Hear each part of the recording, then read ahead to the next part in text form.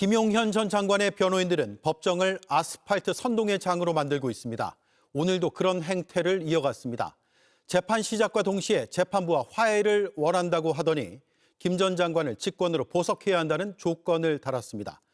재판부에 대해선 약한 자를 두드려 패면 시정잡배와 차이가 없다고 했습니다. 나아가 공수처에 이진관 판사를 직권남용 혐의로 고소했습니다. 정수아 기자입니다.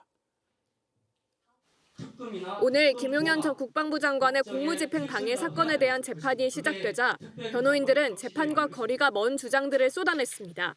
힘없는 윤 대통령이나 김용현 장관이나 이렇게 막 인질로 삼고 절차를 강행해서 저희들한테 변론을 강요합니다. 그러더니 돌연 재판부와 화해하고 싶다고 말했습니다. 이미 결론을 정해놓고 김용현 장관을 인질로 삼고 재판하는 판사들이 어떻게 과연 공정하게 진행할 것인지 두렵습니다. 저희도 재판부하고 다시 화해하고 싶습니다. 그러면서 보석이란 조건을 달았습니다. 화해하는 방법은 요즘 피해자니까 불법을 초래한 재판부에서 김용현 장관에 대한 직권 보석을 하시고 그리고 불구속 상태에서 정상적인 재판 절차가 진행되는 것이 원칙이다. 다른 재판부인 이진관 재판장의 감치 선고까지 언급하며 사법부에 대한 존경심이 사라졌다고도 했습니다. 나름대로의 존경심이 있었지만 그러한 존경심은 이제 내려놓고 본격적으로 재판부와 특검에다가 적극적으로 대응을 할 생각입니다. 재판부가 약한 자를 두드려 패면 시정잡배와 차이가 뭐냐고 했습니다. 힘 있는 자들의 부역해서 편먹고 약한 자를 같이 두드려 팬다. 시정잡배와 무슨 차이가 있겠습니까? 그리고 변호인들은 고위공직자범죄수사처에 자신들의 감치 선고를 한 이진관 재판장을 직권남용 권리행사 방해 등 혐의로 고소 고발했습니다. 이들은 헌법상 신체의 자유와 재판 공개 원칙을 침해한 위헌적 행위라고 주장했습니다. 기존 기일에 있었던 재판 과정에서 이제 감치 재판이 있었는데 관련된 감치 결정은 집행할 예정입니다. 적법한 절차로 인적 사항을 확인해서 구치소에서 요구하는 요건을 맞추어서 집행할 예정입니다. 네. 그리고 추가로 말씀을 드리면 그 감치 신문 절차는 비공개로 진행이 되었습니다. 그런데 그 신문 과정에서도 법정 모욕 행위가 있었습니다. 네, 권모라는 자는 재판부를 향해서 해보자는 거냐, 공수처에서 봅시다, 이렇게 진술을 했습니다. 네, 이 부분은 기존의 감치 결정에 포함이 안 된 별도의 법정 질서 위반 행위입니다. 법정 모욕 행위입니다. 이에 대해서는 별도로 감치 재판이 진행될 예정임을 말씀을 드립니다. 네, 추가로 저번 기일에 윤석열에 대한 정의신문 후에 방청석에 있던 사람 중에 한 명이 윤석열이 퇴정할 즈음에 윤석열을 지지한다는 구호를 외치고 법정 밖으로 나간 사실이 있습니다.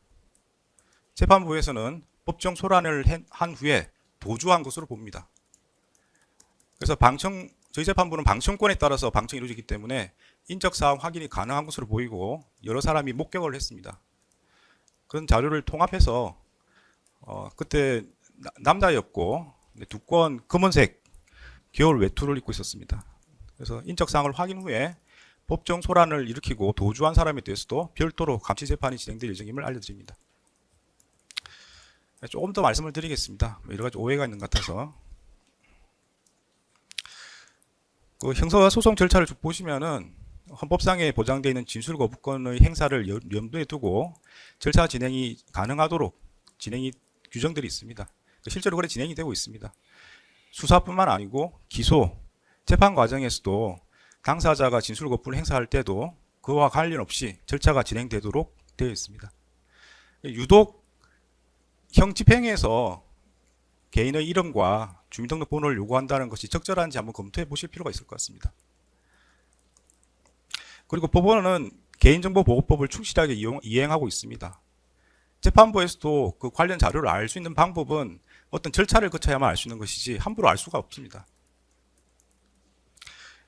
또 어떻게 생각해 보면은 인적 사항이랑 개인의 동일성이라든지 이런 문제는 원래 처벌받아서는 안 되는 사람이 처벌받게 되는 그런 상황이 벌어지지 않도록 하기 위한 것입니다.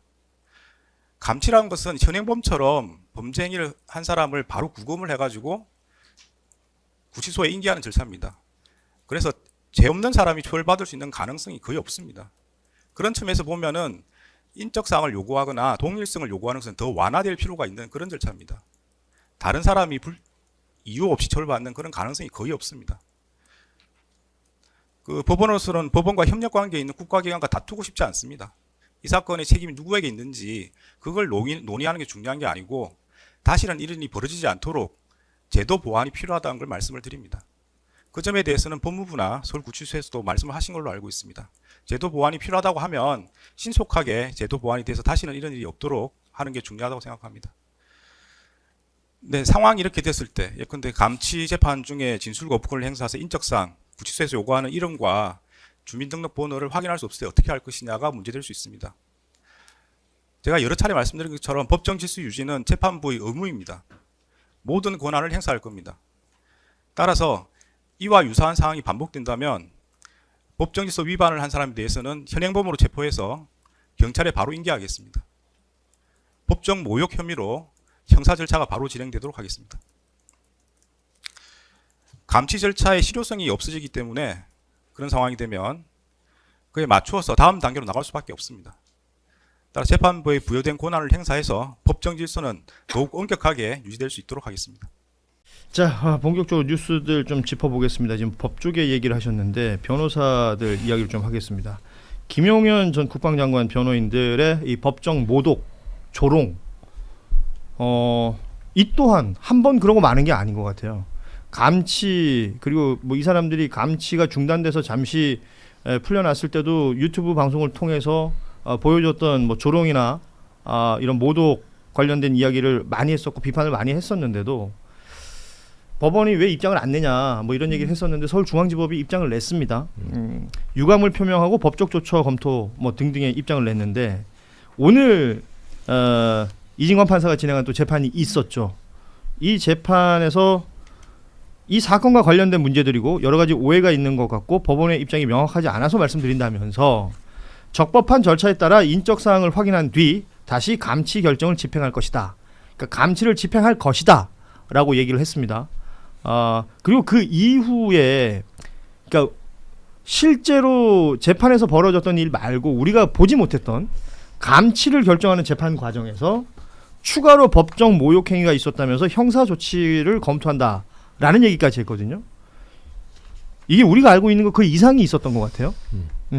어떻게 보십니까? 그러니까 이 부분이 진짜 심각한 게 지금 법원도 이 권위가 이렇게 땅에 떨어져 버렸어요. 근데 이 조롱이 그러니까 법원에 대한 조롱과 비판의 수위가 구분이 안 되고 있거든요. 예. 사실 저는 이 문제랑은 상관없지만 취재하면서 제일 나쁜 사람이 조희대 대법관입니다. 대법원장. 예. 이게 다 조희대 코트가 만든 지금 한 여파거든요. 조희대 대법원장이 물론 이 사안하고 다르다고 하지만 그 법원을 정치판으로 끌어들여 봤어요. 예. 정치의 여야의 경쟁장으로 법원을 만들어 버렸고 무엇보다 그게 특정 당의 뭐 민주당 이재명 대통령 후보를 뭐 파기환송했는데 그 문제를 제가 말하는 게 아니라 당시 파기환송 할 때만 해도 5월 1일에 자기들은 3월 24일 날 받아가지고 한 달 동안 이거 우리 로그인해서 다 기록 있다. 심리에서 다 봤다. 나중에 어떻게 됐어요? 2명 해외 예유 출장 갔다 오지 않았습니까? 그렇죠. 예. 미리 밝히지도 않아요. 보도가 되면 또 얘기를 그건 뭐 부부 동반 이거 꼭 가야 될 행사고 저희는 부부 동반이고 가야 될 행사를 물어보는 게 아니에요. 갔냐 안 갔냐를 미리 얘기를 했어야죠. 그렇죠. 문서를 읽을 시간이 있었냐 없었냐 그걸 물어본 거예요. 근데 하나가 나오면 또 하나를 말하고 또 하나를 말하고 누가 봐도 정치판에 중앙에 끼어든 사람이 대법원장이에요. 그러니까 1심 판사들의 영이 서겠어요? 그러니까 온갖 지금 극우들과 소위 말해서 정치색이 지금 입혀져 가지고 재판 진행이 안 돼요. 특히나 지기현 재판장 같은 경우는 지금 이진관 재판장은 이걸 잡아내려고 그러니까 법정에서 엄정한 그 절차와 공정성을 담보하기 위해서 균형을 잡으려고 하잖아요. 옆에서 지기현 재판장은 막 레크레이션 하고 있어요. 오늘 바쁘십니까? 아이고 흥분하지 마시고요. 그러니까 금요일에 그 윤석열 뿐만 아니라 이제 조지호 경찰청장, 김봉식 당시 서울청장 등등 재판을 이 지기현 판사 다 하고 있지 않습니까? 여기에서도 비슷한 상황들이 연출이 된 거예요. 여기서는 지금까지 우리가 얘기했던 건 이하상, 권우현이라는 변호사가 지난 재판에서 김용현 증인이랑 같이 서겠다라고 얘기했다가 벌어졌던 일들이었다면, 이번에 말하자면 지기현 판사가 재판을 할 때 이때 등장했던 변호사는 이름이 유승수 변호사입니다. 검사도 감치해 주십시오라고 조롱을 했고, 또 등장했던 변호사 중에 한 명이 고영일 변호사라는 사람은, 그러니까 특검 쪽에서 조지호 경찰청장, 김봉식 전 서울청장 지칭하면서 이름만 부를 때 뭐 피고인 조지호, 피고인 김봉식 뭐 이렇게 불렀겠죠. 그랬더니 조지호, 김봉식이 친구냐? 뭐 이러면서 시비를 걸었다는 거예요. 그리고 지기현 판사의 이 소송 지휘 진행 자체가 그냥 막 웃으면서 이렇게 막 진행이 되니까 재판 끝나고 퇴정할 때 방청석에 있던 사람들이 지기현 재판장님 힘내세요 뭐 이런 걸 했다는 거예요. 이들이 소위 말하는 이제 김용현 지지자 이렇게 불리는 사람들 아니겠습니까? 거의 뭐 만담 수준인 것 같아요. 예. 그 진행하는 걸 보면 그렇고, 이게 법정 모욕뿐이 아니라 사실상 이게 이제 국민들을 보는 사람들에게 당혹감과 그 모욕감을 느끼게 하는 상황인데, 이거에 대해서 제지를 하지 않고 오히려 그냥 달래듯이 그냥 뭐 웃으면서, 근데 이게 보는 사람은 너무 이제 당혹스럽고 황당하고 분노를 자아내는데, 그러면서 계속 시일은 늦추고, 그러니까 이런 것들이 재판부의 신뢰를 계속 떨구고 있는 것이고, 그러니까 아까 이진관 재판장이 그 법원이 입장이 명확하지 않다고 하면서 오늘 다시 한번 같이 그 얘기를 했는데, 대법원이랑 법원행정처가 얘기를 안 해요. 그렇습니다. 이 사안에 대해서. 그렇죠. 중앙지법단위에서의 유감 표명만 입장문만 있었어요. 내고, 이거는 사실 법정에 대한 것에 대한 입장을 대법원이 내줘야 되는 그렇죠. 겁니다.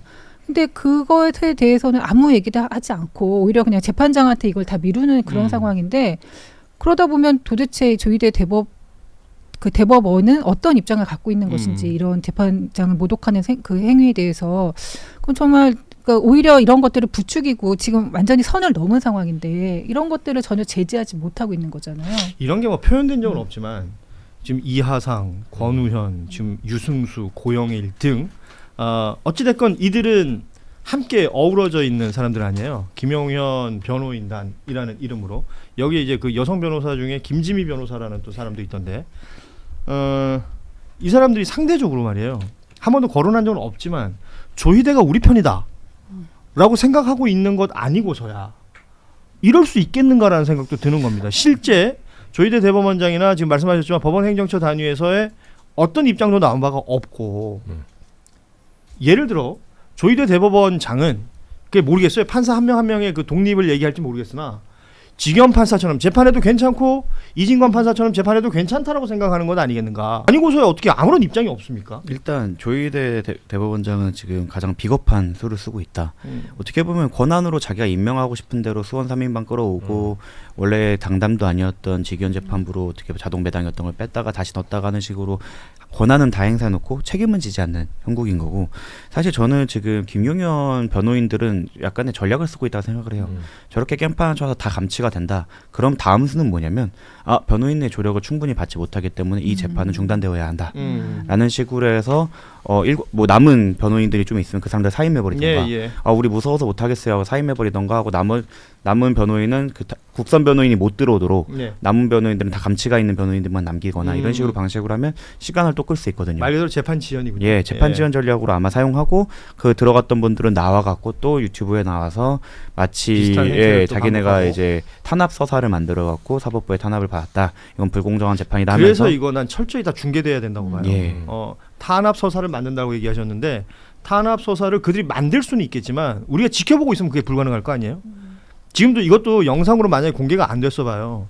그냥 텍스트로 뭐 언론지상에 그냥 나오는 거 몇 줄로 봤을 때는 이거의 진위 여부와 상관없이 또 갈라져서 싸우는 그런 판만 만들려고 할 거란 말이에요. 5대5처럼 보이게 만들 그러니까요. 거예요. 그 다음에 이 사람들이 할 것은 이제 기피 신청을 하겠죠. 불공정한 재판을 진행할 우려가 있다라면서 기피 신청을 해갖고, 그 다음에 그거 결정이 날 때까지 또 1, 2주 미루고 이러면 김용현 재판이 내년 상반기 이후까지 미뤄질 수도 있습니다. 그래서 이런 거를 잘 고민을 해서, 좀 이진관 재판장님은 사실은 본인 본 사건이 아니라 증인으로 이 사람들을 대했지만, 지기현 재판부가 과연 이 사람들을 그립을 해갖고 저런 수를 꿰뚫어서 빠르게 진행할 수 있는가에 대해서는 사실 좀 걱정이 되는 건 사실입니다. 그래요. 지견 판사는 이제 재판 끝나고 나갈 때 그 아까 말했던 방청석에 있던 사람들이 뭐 귀엽다면서 막 박수 쳤대요. 네. 참. 본인도 이번에 그 변호인들이 하는 걸 보고 선을 좀 넘었다. 이제는 선을 넘네요라고 하고 있는데 제가 볼 때는 그렇게 화를 낼 자격이 없는 게 그 선을 넘게 부정적 강화를 시켜준 게 본인이기 때문에 사실 저 형사 재판에서는 저런 일이 정말 일어나지 않아요. 지기현 재판장님이 하는 스타일은 사실 이혼 재판에서는 왜 진짜 거기는 이제 그 모든 걸 걸고 싸우는 분들이 계세요. 그러니까 내가 나락을 가는 건 상관없는데 너는 꼭 가야 된다라는 식으로 이혼 재판 그리고 한풀이의 성향이 있어서 그런 경우에는 저렇게 많이 하는데 아니 그래 우리가 얘기하잖아요. 이게 내란 재판이라니까. 예, 일반 형사도 아니고 내란 재판인데. 그러니까요.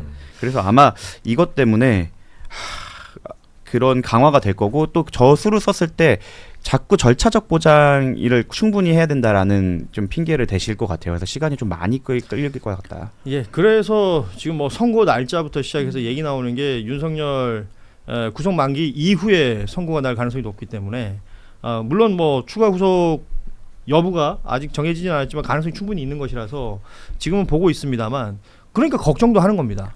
지견 판사의 저런 재판 진행 때문에 윤석열 또 풀려나면 어떡하나. 왜냐? 구속 취소를 했던 당사자 아닙니까? 참 걱정스럽습니다. 다만 실제로, 조금 다만 좀 걱정은 안 하셔도 되는 게 지금 이제 추가 기소된 부분이 이제 체포방해나 일반 이적 그리고 최상병 특검이 기소한 것들이 있는데 거기에서 영장을 치는 경우에는 지금의 영장 자인방해 하는 게 아니라 그 재판부 담당 각각의 재판부가 따로 있으니까 각각의 재판부에서 영장을 바로 신청을 하는 거기 때문에 조금 걱정은 나도 되겠지만 하지만 구속 취소처럼 저희 법조인의 빈약한 상상력으로 상상하지 못했던 일이 또 일어날 수도 있다라고 생각을 해야 되긴 하겠습니다. 아니 근데 이게 사안의 중대성을 감안을 했을 때 예. 원래 12월에 달에 그렇죠. 끝내겠다고 예. 했던 거였잖아요. 예, 본인이 했던 얘기입니다. 그리고 1월 예. 18일이 구속기한 만료일이고 그거에 대한 국민적 우려가 있는 것도 다 알려진 사실이고 본인도 알 텐데 이거를 1월 16일까지 끌고 그 다음에 한 달 정도 있다가 이제 선고까지 하면 그렇죠. 그 사이를 너무 무책임하게 느껴지는 거죠. 그러니까 이게 또 그렇습니다. 당시에 구속 취소 당사자 아닙니까? 네. 도대체 어떤 생각으로 이렇게 하고 있는 건지 너무 여유 있어요. 아니 그 혼자만 여유 있어요. 어. 막 혼자 그냥 희낙낙이더만. 시나리오를 하나 쓰자면 만약에 정말 최악의 시나리오로 만들자면 아까 말한 대로 김용현 재판부나 김용현 변호인들이나 윤석열 변호인들이 이렇게 시간 지연 전략을 쓰고 지견 재판 어쩔 수 없다. 나 기피 받았고 변호인 없어갖고 한두 달 더 끌린다라고 한 다음에 2월 정기 사태 쳐버리면 인사 때 이러면 정말로 지기현 내 탓 아니야 이건 정기 인사 때문이야라고 이제 자기는 변명을 다 하고 그러고 갑자기 새로운 재판부가 들어와서 공판갱신 다시 해야 되면 그것도 한 3개월 걸리고 이런 그래서 식으로 이정주 기자가 아까 그 조희대 대법원장 얘기를 한 거죠. 네. 그러니까 이거는 법원 단위에서 뭔가 조치가 있어야 된다. 네. 제가 이제 고위직 법관들 좀 퇴임한 사람 취재를 해봤거든요. 제가 깜짝 놀란 게 이 얘기를 해주더라고요. 인사가 만사다. 그러니까 제가 이 사안을 설명을 해달라고 좀 말을 해봤어요. 예. 아니, 설마 또 3월 8일처럼 1월 16일 날 윤석열 풀어주진 않겠죠 하니까 뭐 법원을 잘 모르네 그러면서 이제 한 수 가르쳐주면서 하는 게 말이 뭐냐면 사실 우리는 그러니까 조직 안에 있잖아요. 그러니까 뭐 정구승 변호사님도 이제 법인이 있고 한결에 저희도 CBS 있지만 조직 안에 있는 사람들은 그 조직의 키 조직이 어딘지 알아요. 그러니까 실제로 내 목줄을 딱 잡을 수 있는 사람. 예. 그러니까 일반인들은 법원 행정처의 구조를 잘 몰라요. 예. 법원 행정처는 법원 행정한지 알아. 그걸 법원 알지. 행정한 게 아니라 인사를 하는데 인사를. 근데 법관들이 생각보다 인사에 굉장히 민감하대요. 그거 하나로 자기 이제 로드가 바뀌니까. 그리고 여기가 전통적으로 대법관으로 올라오는 로열 로드가 있더라고요. 그렇죠. 아예 뭐 경판부터 시작해서 잠깐 내려가면 수원 갔다가 올라오고. 근데 그 코스마다 이 엘리트 코스를 밟아야 자신의 이제 가도가 열리는데 이게 대법원장이나 그 힘을 쓸 수 있는 그때 정권하고 일종의 약간 유착 관계가 있어요. 근데 지기현 재판부에게 이 사건이 떨어졌잖아요. 원래 뭐 보건, 사회, 경제 이런 거 아닙니까? 이게 의도가 없다고 보는 게 굉장히 나이브하다고 보더라고요. 처음에. 저는 이게 지정재판부 얘기 있었지만 그래도 설마 그랬거든요. 근데 하는 말이 그거는 원래 이 사건을 이제 소위 말해서 법원 쪽에서 사건을 조지고 싶다. 그러면 내가 직접 손을 대지 않아요. 조질 놈한테 주면 돼요. 네, 이게 인사로 치는 거거든요. 근데 사회 원리가 다 법원에 또 투영돼 있다고 하더라고요. 있겠죠. 있는데 법원은 그러지 말길 기대하는 것이고 법원은 스스로들이 그렇지 않다고 주장하고 있고 뭐 왜 한때 한 부장 판사가 그런 뭐 고백 같은 걸 했었잖아요. 제보라고 할까 폭로라고 할까 배당이라는 것에 충분히 입김이 작용할 수 있다라는 취지의 폭로가 있었던 것도 사실인데 그럼에도 불구하고 법원은 그렇지 않다라고 얘기했습니다. 지금도 그렇지 않다라고 주장하고 있습니다. 그럼에도 불구하고 보여지는 것이 지금 우리가 받아들이고 있는 것이 그런 것들이다. 그리고 본인들이 아니다 할지라도 시민 대부분이 국민 대부분이 거기에 대한 의구심을 가진다면 해소시켜줘야 될 텐데 영장 전담 판사들 수원에서 3명 뽀로록 올라와가지고 4명 중에 3명이 그러고 있고 그러니까 그 분위기라는 게 영장에 대한 기각이 특검이 들어선 이후의 기각률이라는 것이 평소 기각률보다 훨씬 높아져 버렸다라는 게 통계로 나오는 거고요. 그리고 지기현 판사가 보여주는 모습이 있는 것이고요. 그러니까 이런 모든 것들에 있어서 법원 행정처나 조희대 대법원장은 아무런 언급이 없는 거고요. 지금 이 판이 벌어지고 있는 겁니다.